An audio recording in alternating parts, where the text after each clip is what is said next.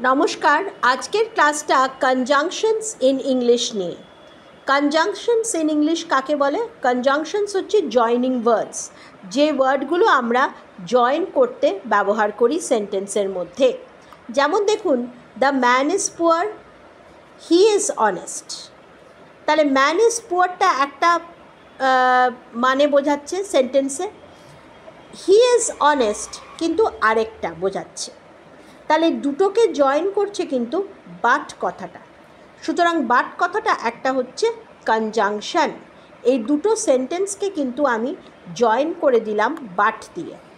বাটটা কিন্তু আমার joining word হিসেবে কাজ করলো। দুটো কিন্তু আলাদা সেন্টেন্স এবং দুটো কিন্তু আলাদা মানে। ভালো করে দেখে নিন, the man is poor, he is honest. মানে কি, পুয়ার হওয়া সত্ত্বেও তিনি অনেস্ট। দুটো কিন্তু কন্ট্রাডিক্টরি মানে হচ্ছে, কিন্তু দুটোকে এক করে সেন্সটা আনছে এই কনজাংশন ওয়ার্ডটা, যেটা হচ্ছে বাট। তাহলে এবার দেখে নেওয়া যাক কী কী টাইপের কনজাংশনস আছে।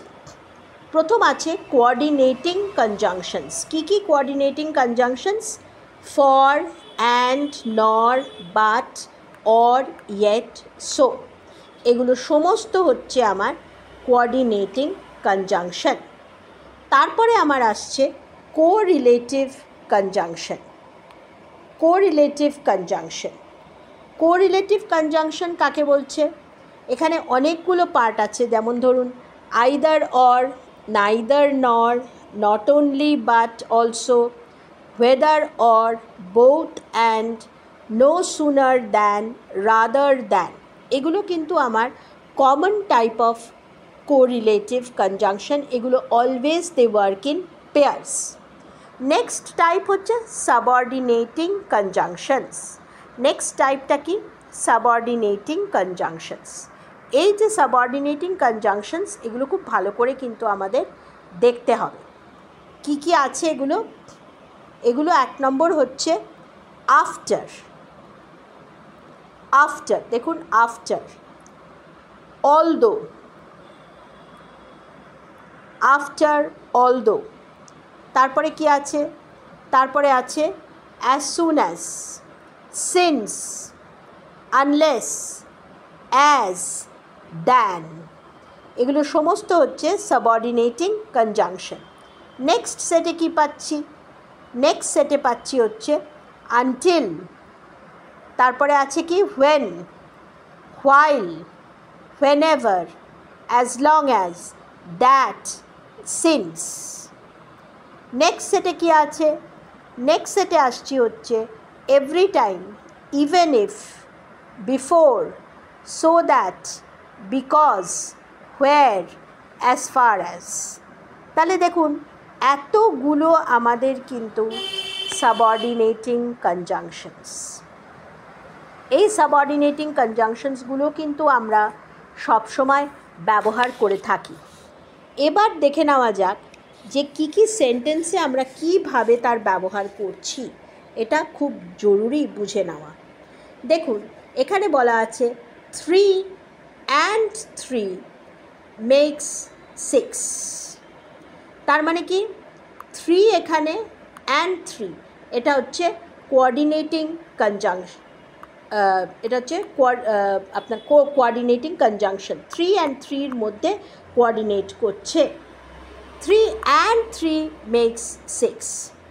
তারপরেরটাই দেখুন, is her name Jolly or Rina. Is her name Jolly or Rina. তাহলে জলি অর রিনা, অর রিনা মানে আমি এখানে ডাউট প্রকাশ করছি, কেন আমি জানি না যে তার নাম জলি না Rina. So I ask, is her name Jolly or Rina? তারপরে হচ্ছে he will not come if it rains. He will not come if it rains.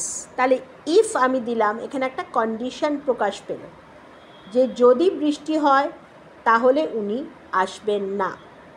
তাহলে ইফটা হয়ে গেল একটা কন্ডিশন। নেক্সট হচ্ছে কি?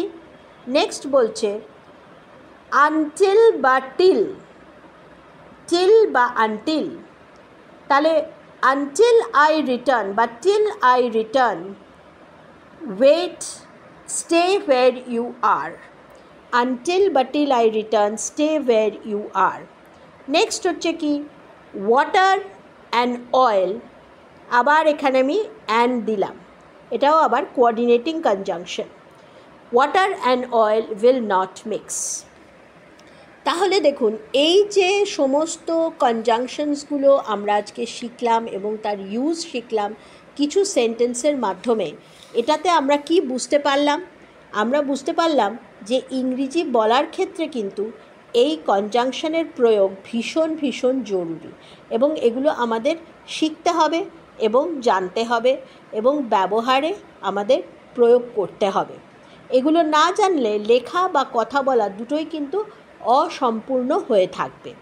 সুতরাং আজকের ক্লাসটা কিন্তু এর ওপরেই ছিল। আমি পরের ক্লাসে আরও প্র্যাকটিস করাবো এবং আপনাদের যদি কনজাংশন নিয়ে কোনো ভুল থাকে বা আপনারা বুঝতে না পারেন তাহলে অবশ্যই করে কিন্তু আমাকে লিখবেন, কমেন্টে লিখবেন এবং আমি কিন্তু তার উত্তর দেব। আজকের ক্লাসটা এই অবধি। পরের ক্লাসে কিন্তু আবার একটা নতুন বিষয় নিয়ে উপস্থিত হব।